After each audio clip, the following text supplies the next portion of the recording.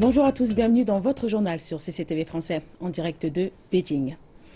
Et à la une de l'actualité, la saison politique de la Chine va bientôt s'ouvrir à Beijing. Comme d'habitude, les deux sessions ou Lianhui commenceront par le Comité national de la conférence consultative politique du peuple chinois, mieux connu sous son acronyme CCPPC. Son porte-parole Wu Guangqing vient juste d'informer des médias des questions qui seront couvertes lors de l'événement de cette année, de l'économie à la sécurité sociale. Cette année, la CCPPC se concentrera davantage sur les problèmes économiques et organisera un atelier sur la situation macroéconomique. L'atelier se tiendra chaque trimestre, 2 fois plus que l'an dernier. Les membres de la CCPPC étudieront également comment réduire les coûts pour les entreprises dans l'économie réelle, pour la réforme de l'offre, et comment stimuler l'innovation et l'entrepreneuriat, améliorer les services financiers et soutenir les jeunes pousses. Ils conduiront des discussions et des recherches en profondeur et livreront leurs avis. Monsieur Wang a dit que la Chine est confiante qu'elle réalisera une croissance économique d'une vitesse de moyenne à rapide en 2016. Il a ajouté que les 6,9% de croissance chinoise de l'an dernier étaient époustouflants comparés aux performances des économies internationales et que l'économie chinoise s'est développée avec une bonne qualité. M. Wang a dit que les membres de la CCPPC se concentreront également sur d'autres problèmes, dont l'environnement des affaires pour les étrangers et les systèmes de soins chinois. Ces dernières années, la CCPPC a attaché une grande importance à la réforme de la santé et des soins, et nous avons mené des études et des recherches ainsi que des ateliers bi-hebdomadaires. Cette année, nous avons inscrit ce problème à notre agenda. À l'issue de la réunion de l'an dernier, le président de cette conférence avait donné des instructions pour mener des recherches, des études et des consultations sur ce sujet. Cette année, des équipes de recherche dirigées par 3 présidents vont prendre des contacts pour voir quelle est la situation réelle sur le terrain. L'organe suprême de conseil politique commence donc sa session annuelle aujourd'hui. Il s'agit de la 4e session de la conférence consultative politique. Plus de 2200 membres se sont réunis au Grand Palais du Peuple. Le président du comité national de la CCPPC, Yu Zhengcheng, distribuera un rapport de travail à 3 heures, heure de Beijing. Suivez-nous pour une édition spéciale avec les analyses des invités. Et lors de la conférence de presse du CCPPC, son porte-parole Wu Guangqing a également parlé de l'environnement de l'investissement en Chine. Il a déclaré que le pays ne changera pas sa politique d'utilisation des investissements étrangers et continuera d'encourager les entreprises étrangères à investir en Chine. L'environnement s'améliore et ne se dégrade pas pour les investisseurs étrangers en Chine. C'est seulement que la concurrence sur le marché augmente considérablement. Le gouvernement chinois conservera sa politique de création et de facilitation d'un environnement institutionnalisé et international pour les investisseurs étrangers et les entrepreneurs à l'étranger. Nous souhaitons rassurer les investisseurs que l'immense marché chinois, avec une population de 1,3 milliard d'habitants, restera une destination populaire pour les investisseurs internationaux. Il s'agit toujours d'un marché lucratif, alors n'ayez pas peur de continuer à investir ici. Et lors de cette même conférence de presse, Wu Guangqing a également répondu aux questions sur la qualité de l'air en Chine. Il a déclaré que le pays prendra des mesures supplémentaires pour combattre la pollution de l'air et est préparé à des efforts durables pour contrôler le smog. Il appelle cependant à la patience dans cette longue bataille. La Chine a fait énormément d'efforts pour réduire le smog, mais le pays doit faire plus. Je pense que la pollution de l'air est l'essence du problème de développement. Nous devons donc y appliquer une main de fer. C'est une mission pressante qui requiert également de la patience et de la rationalité.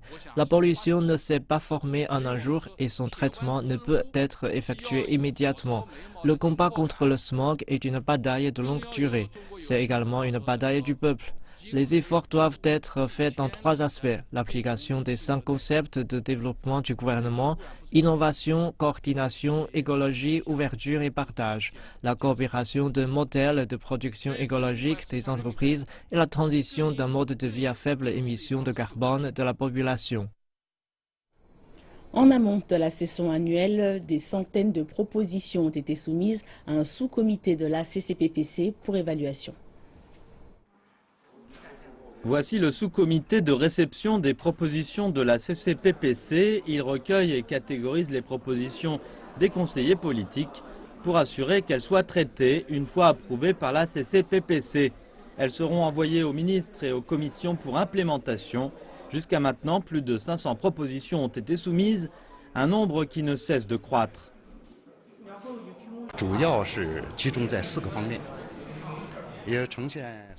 Les propositions que nous avons reçues jusqu'à maintenant se focalisent sur le maintien de la stabilité économique tout en améliorant la croissance, en mettant en pratique les réformes économiques, politiques et sociales et en améliorant l'éducation et le niveau de vie. Parmi les propositions, plus de 450 proviennent des partis démocratiques et de la Fédération chinoise de l'industrie et du commerce. Le reste émane des membres de la CCPPC. Pendant des décennies, la Chine a essayé de lancer des campagnes d'incitation à la lecture, mais n'a pas eu beaucoup de succès. Alors cette fois, j'ai décidé de renforcer la construction sociale pour encourager la population à lire. J'ai décidé de proposer de permettre aux associations industrielles et aux chambres de commerce d'aider à promouvoir et à améliorer les entreprises. Cette année, les propositions doivent se présenter sous forme détaillée avec des idées concernant leur implémentation. Résultat, le nombre de propositions devrait tourner autour de celui de l'an dernier et même diminuer un peu. Qualité et pas quantité, tel est le nouveau mot d'ordre. Et en marge de la PN et de la CCPPC, notre journaliste Xie Changchang est parti à la rencontre de M. Abdoulaye Fall, l'ambassadeur du Sénégal en Chine. C'est la 3e année que M. Abdoulaye Fall suit cet événement majeur de la politique chinoise avec une grande attention. Écoutons ensemble son point de vue. Bonjour, Monsieur l'ambassadeur. Vous êtes invité à la session annuelle de la CCPPC et de l'APN en tant qu'observateur étranger. Quels sont les sujets qui vous intéressent le plus? Nous sommes preneurs de toutes les informations qui peuvent nous permettre de mieux apprécier les efforts faits par la Chine dans aussi bien qu'on peut appeler les systèmes de gouvernance, c'est-à-dire comment toutes ces problématiques sont articulées, déclinées, qu'au niveau des capacités de gouvernance, c'est-à-dire comment le leadership met en application tous ces systèmes. Une ceinture et une route sera toujours un thème phare de la session politique de cette année. Pour un pays africain tel que le Sénégal, quelles sont les opportunités et les défis apportés par cette initiative qui relie la Chine à l'Afrique? Même si au départ c'est une initiative qui concerne l'Asie du Sud-Est jusqu'à un certain point, côte est africaine. Les côtes ouest africaines également se sentent concernées. Je le dis parce que j'appartiens à un pays qui est la pointe la plus extrême à l'ouest de l'Afrique. Cette pointe rapproche la Chine des marchés internationaux. À l'ouest, c'est les Amériques, nord et sud, et au nord, c'est l'Europe de l'ouest. Donc, qui atteint les côtes est, fait un pont entre les côtes est et les côtes ouest, mais s'ouvre à la globalisation et à l'internationalisation dans laquelle la Chine est en train de s'engager. Donc, nécessairement, nous nous sentons concernés par cette nouvelle initiative. La Chine est toujours un moteur important de l'économie africaine. Et selon vous, quels sont les impacts du ralentissement économique de la Chine sur l'économie africaine? On ne peut pas ne pas dire qu'il n'y aura pas d'impact si ce ralentissement-là se consolidait. Maintenant, l'Afrique et la Chine sont installées dans une dynamique qui est encadrée par le FOCAC. Les engagements du président de la République de Chine pour les 3 prochaines années. Donc je n'ai aucune inquiétude quand je fais également référence à la volonté souvent affirmée et confirmée par la Chine de respecter ses engagements. Cette année, nous célébrons le 60e anniversaire des relations sino-africaines. D'après vous, quelles sont les caractéristiques de cette amitié si unique et comment la Chine et les pays africains doivent-ils coopérer dans l'avenir? La Chine a son rêve, l'Afrique aussi a eu son rêve, mais on s'aperçoit que c'est 2 rêves parallèles qui sont tous les 2 bâtis autour d'une triptyque. La libération, l'unification, le développement. La Chine s'est libérée. La Chine, c'est quand même 56 groupes ethniques. C'est une partie continentale, une partie insulaire. Unification et développement, donc le développement d'une société de moyenne aisance en Chine. L'Afrique a eu le même parcours. Besoin de libération, besoin d'unification. Le but ultime, c'est le développement pour également faire aspirer plutôt les populations africaines au bien-être. Et dans cette perspective-là, il y a une complémentarité entre ces deux rêves et c'est pour ça que nous parlons de développement commun. Et plus de 280 reporters de CCTV vont couvrir l'événement politique de l'année, qui est la tenue des 2 sessions nationales. Plus de 10 chaînes de CCTV vont retransmettre cette saison politique. Les nouvelles technologies de la communication seront bien sûr utilisées. Des caméras nuages permettront par exemple de ne rien rater des débats qui vont se dérouler dans le Grand Palais du Peuple.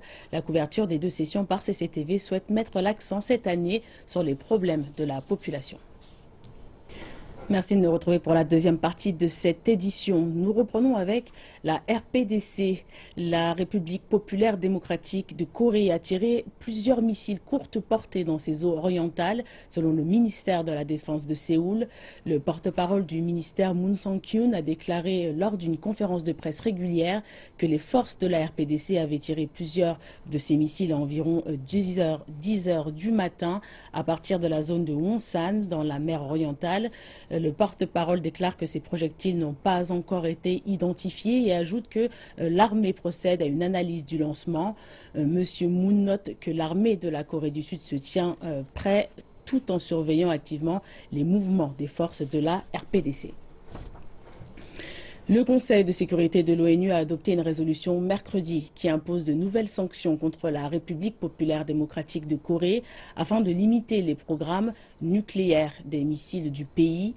La résolution a été adoptée à l'unanimité par les 15 membres du Conseil en réponse à l'essai nucléaire de la RPDC du 6 janvier et au lancement du satellite du 7 février. Dans une déclaration, le Conseil a condamné dans les plus forts termes l'essai nucléaire du 6 janvier et le lancement de satellites du 7 février qui auraient utilisé la technologie de missiles balistiques interdite par les résolutions précédentes de l'ONU. Pyongyang a insisté sur le fait que c'était un lancement de satellites pacifique. Le Conseil a également réitéré ses demandes pour que la RPDC abandonne toutes les armes nucléaires et autres programmes nucléaires, ainsi que les armes de destruction massive et les programmes de missiles balistiques. L'ambassadrice américaine Samantha Power a dit au Conseil après le vote que Pyongyang plaçait la priorité sur ses programmes nucléaires et de missiles balistiques au détriment des besoins de base de son propre peuple. Et le représentant de la Chine à l'ONU s'est adressé au Conseil en rappelant la position du pays sur la dénucléarisation de la péninsule coréenne. Cette résolution démontre le sérieux de la communauté internationale en s'opposant au développement des capacités nucléaires et de missiles de la RPDC et en sauvegardant le régime de prolifération internationale. Elle réaffirme l'engagement envers une solution à la question nucléaire de la péninsule coréenne à travers le dialogue et les consultations et soutient la reprise des pourparlers à 6. La résolution de mercredi inclut une interdiction de toutes les exportations de charbon, de fer, de minerais de fer, d'or, de minerais de titanium, de minerais de vanadium et de métaux rares en provenance de la RPDC. Elle interdit également l'approvisionnement de tous les types de carburants d'aviation, dont le carburant pour les fusées vers la RPDC. De plus, elle demande à ce que les États inspectent tous les cargos allant et venant de la RPDC. Les précédentes mesures de sanctions demandaient uniquement aux États d'inspecter les cargos quand il y avait une raison de penser qu'ils contenaient des objets interdits. La résolution impose également un gel des actifs de tous les fonds et autres ressources économiques possédées ou contrôlées directement ou indirectement par le gouvernement de la RPDC ou par le Parti des travailleurs de Corée s'ils s'avèrent être associés avec ces programmes nucléaires ou de missiles balistiques ou toute autre activité interdite. Les sanctions de la résolution de mercredi représentent la 5e série de sanctions imposées contre la RPDC depuis 2006. La Maison-Blanche a déclaré que l'adoption à l'unanimité de la résolution de l'ONU était un pas en avant significatif. Le président américain Barack Obama a indiqué que la résolution avait envoyé à Pyongyang un message simple, que la RPDC devait abandonner ses dangereux programmes et choisir une meilleure voie pour son peuple. Le porte-parole de la Maison-Blanche, Josh Earnest, nous en dit plus sur ces sanctions. Nous savons que ces industries, des choses comme le charbon, le fer, l'or, le titanium et les terres rares, sont des industries dans lesquelles les revenus sont à la fois utilisés pour améliorer le style de vie de l'élite du pays, mais aussi dans certains cas utilisés pour faire avancer les programmes de missiles de la RPDC. Depuis 2006, le Conseil de sécurité de l'ONU a passé une série de résolutions contre la RPDC après les essais nucléaires et les lancements de satellites utilisant la technologie balistique. Voyons à présent ces résolutions. La RPDC a mené 3 essais nucléaires en 2006, 2009 et 2013. Juste après le premier essai nucléaire de Pyongyang, le Conseil de sécurité de l'ONU a adopté une résolution pour imposer des sanctions et a créé un comité de sanctions. En réponse aux essais nucléaires de 2009 et de 2013, le Conseil a adopté 3 autres résolutions pour renforcer les sanctions. Ces dernières comportaient un embargo sur les armes, un embargo sur le nucléaire et sur les missiles balistiques et une interdiction sur l'exportation de produits de luxe. Et autre sujet d'actualité, des débris d'un Boeing 777 ont été retrouvés au large du Mozambique et emportés en Australie pour les besoins de l'enquête sur la disparition du vol MH370. Le ministre malaisien des Transports dit qu'il existe une forte possibilité pour que ces débris soient ceux de l'avion de la Malaysian Airlines disparu. L'avion, pour rappel, avait disparu il y a 2 ans alors qu'il effectuait la liaison Beijing-Kuala Lumpur. L'an dernier, un morceau d'aile avait été retrouvé sur une plage de la Réunion, de l'autre côté de Madagascar. Et nous poursuivons avec la crise syrienne. 18 combattants ont été tués lors d'une explosion de voitures piégées qui a touché un groupe d'insurgés syriens dans la province sud de Kounetra. De sources rebelles, l'attentat a été perpétré par des islamistes. Selon l'Observatoire syrien des droits de l'homme, l'explosion s'est produite dans le village d'Alisha et a touché un bastion du groupe de l'armée syrienne libre. Pendant ce temps, le ministre russe des Affaires étrangères a déclaré que l'accord de cessez-le-feu a été enfreint 31 fois ces 3 derniers jours. Et une famille de réfugiés essaie de reconstruire sa vie à Johannesburg après avoir fui la guerre civile en Syrie. Peu après leur arrivée dans la ville, ils ont ouvert un restaurant de cuisine syrienne. Cela semble être un succès auprès des habitants. Les 5 années de conflit en Syrie ont créé une vague de personnes déplacées qui ont fui la région pour atteindre les côtes européennes. Des milliers de réfugiés syriens ont choisi des routes dangereuses. Tous cherchent la sécurité et une vie meilleure. Mais Yasser et Safa Jabri al-Jeraoui savaient que le périple vers l'Europe était dangereux. Ils ont donc décidé de fuir en Afrique du Sud. Ils sont arrivés il y a 14 mois avec leurs 3 garçons et ont ouvert un restaurant syrien dans le quartier East Rand de Johannesburg. Notre premier choix était de voyager en sécurité. Je ne m'enfuis pas d'un lieu non sûr pour risquer ma vie et celle de mes enfants. Comme en mer, nous avons donc choisi ici. Nous savons que l'Afrique du Sud est un bon pays et avant les gouvernements syriens et sud-africains entretenaient de bonnes relations.